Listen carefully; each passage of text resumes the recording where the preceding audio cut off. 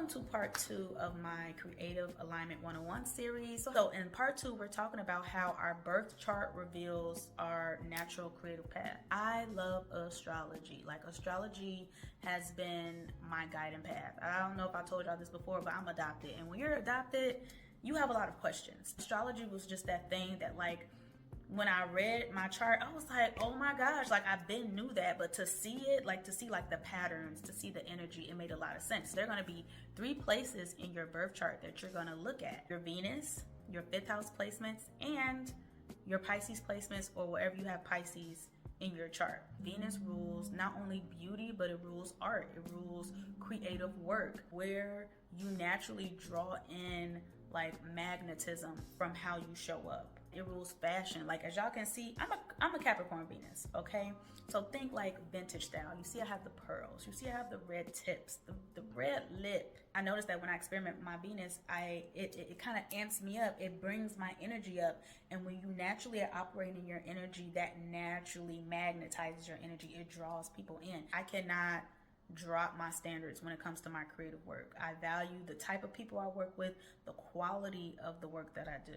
So that plays a part into your creativity. Figure out where your Venus sign is. Comment your Venus sign. I can give you a personal mini audit on how you can show up online when it comes to your fashion. And second thing you want to look at is your 5th house placement. We know the 5th house rules creativity. It's the Leo house, right? So it's about fun, it's about play. I always think of like your inner child with the 5th house. It's just where you're naturally confident with your creativity. So for instance, I have my Pluto and my Mercury in the 5th house. And I used to always think, why does everything I make have to be so deep? And then when I saw that, Pluto is the planet of transformation, it's the planet of rebirth.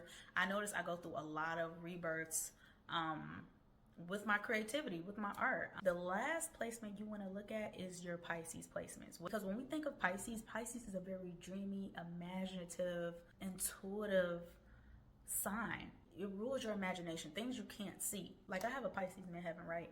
And I personally believe your midheaven is your approach to your career. And when I think of my career, it's creative work. I'm a creative. I make sure that I'm like, you know what? It don't make sense, but it feels right. Those are the 3 placements that you want to look at. How does that feel for y'all so far? Does that feel good? I'm telling y'all, we showing up this year. Can't wait to see y'all in part 3.